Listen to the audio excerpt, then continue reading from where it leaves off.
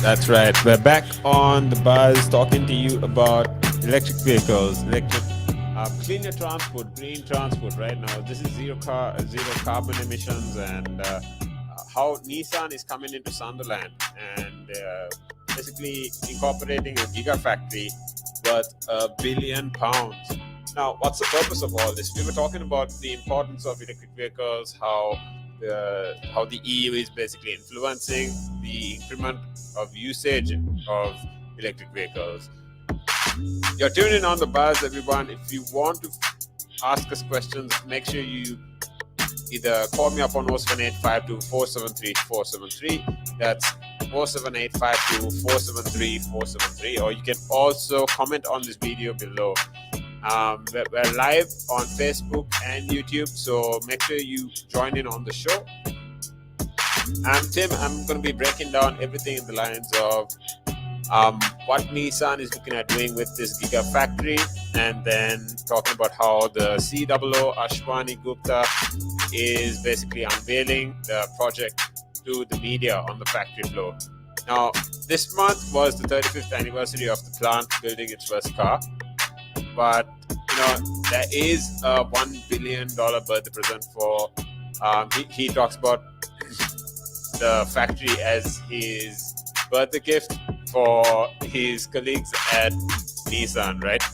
So to basically talk about what Sharon Hodgson, that is the Labour MP for Washington and Sunderland, what she said is how they're looking at transforming car making in the UK, and adding to what she said, she's been talking about how she's been working with Nissan to call the shots on where the company is moving, call the shots on where they're looking at investing globally. So yeah, stay tuned right here. What we're going to be doing is breaking down what Nissan is doing with the Sunderland Gigafactory in the UK. You're tuned in on the buzz, everyone. Good afternoon.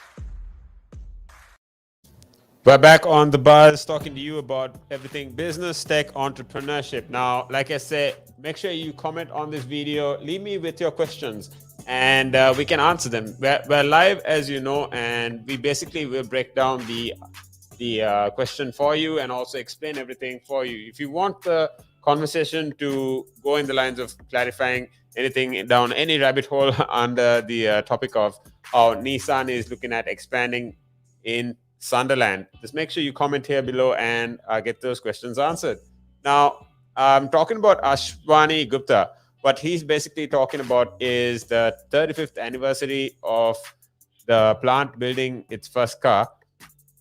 This is what he talks about, when it comes to a £1 billion investment or a birthday gift for the employees. Now, Nissan says that its electric vehicles will be, generated here in the UK, and for the world's first EV manufacturing ecosystem, the car maker will also be envisioning AESC, a global company in battery technology, and Sunderland City Council. See, this is basically going to be the breakdown of the 1,600 jobs, right?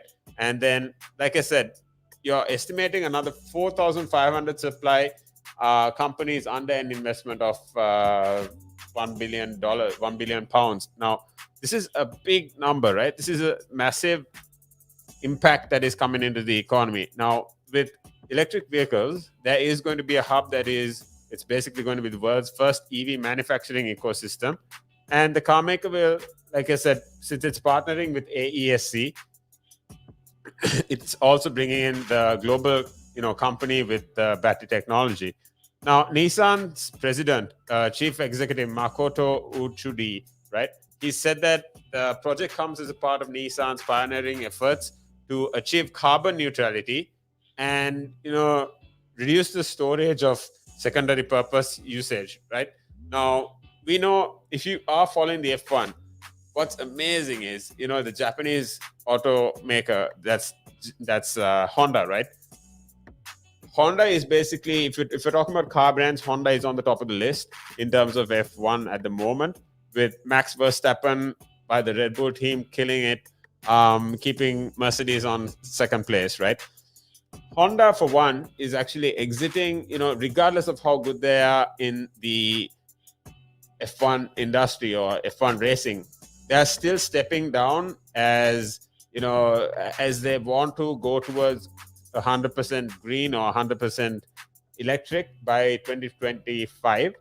So, this is things like these are what, build a lot of respect for brands, because if they act very, I'd say, if brands are going to be turning a cold shoulder towards, climate issues or concerns like this, no one else is actually going to jump on the bandwagon. And it's not bandwagon per se, but my honest take is that, people need to be brought to the awareness of the urgency of, switching to greener methods in terms of, transport, or if it's production, if it is manufacturing. And building over 30 years of history in this era, there is a pivotal moment in electric vehicle and revolutionizing the future of securing Nissan's future for decades to come. Now, it's commitments like this gigafactory that they're looking at, investing in. These are what actually create hundreds of jobs, boost the British industry and allow people to travel in an affordable, sustainable way that, people can eventually come to the goal of eliminating their carbon contributions to climate, to support the positives of, reducing climate change. Now, Nissan's EV36 at the Sunderland plant was, displayed. It's, I'd say, a very, just like the rest of the EV vehicles coming out. These are all concept cars, but, they look cool. It's all concept, like I said, but the Leaf alone is coming to look in a very techie kind of thing. Now, you look at Hummer, you look at Volvo, you look at Volkswagen, BMW. These guys basically, if they even change their logos for the electric range, because this is what they're all shifting to, car by car, or brand or model by one at a time, right? So the business secretary Kwasi Kwarteng has said that it's a fantastic investment by Nissan, and it's an envision by the AESC that represents a solemn commitment to the people of Sunderland. This brings together a high-skilled collection of jobs, turbocharging plans to level up Northeast, and so on and so forth, right? Now, in terms of an ambition for the UK, the global electric vehicle race and further proof has spoken about how UK remains as one of the most competitive locations in the world for automotive manufacturing. So yeah, I mean, this is basically a concept where they're making a huge story out of it, but yeah, it is as important to encourage other car manufacturers or the rest of the EU to basically push money in the lines of greener transport, right? Electric transport.